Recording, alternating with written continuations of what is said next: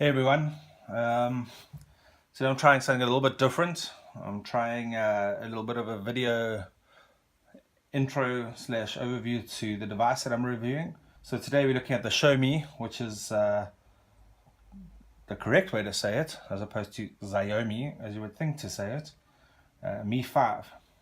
So the Mi 5 has just been launched in South Africa, obviously following on from the Mi 4, which was launched in South Africa middle of last year, and it's got some really cool specs. The Mi 5, I mean, the Mi 4 was really good for the price that you get it at, and so obviously the Mi 5 is a bit of an upgraded version and really some great specs. So the packaging is pretty simplistic. The front of the package shows you the 4 colors that you can get the phone in.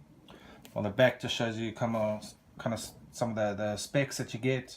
So what's inside the box? Well, inside we've got, as you open it, you've got the phone, which comes in its little holder.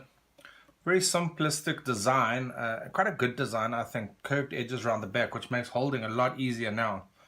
You've got speaker port, USB-C port, and infrared port, camera, kind of standard. Except the one difference between the Mi 4 and the Mi 5 is you've got a hardware button now, which is actually also a fingerprint sensor.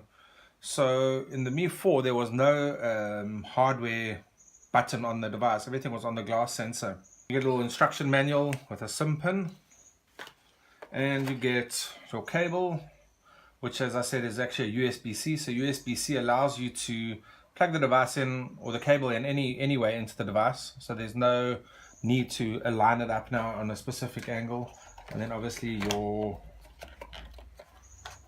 charger, just a normal standard USB charger. So turning the phone on, we swipe to unlock.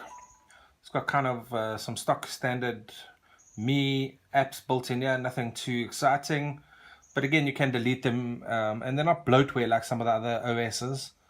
It's also got the standard Google apps, which you can also delete if you feel you don't need them. It runs Android 6.0. It runs MIUI, which is their kind of little OS, 7.24. Version 8 is apparently coming out soon.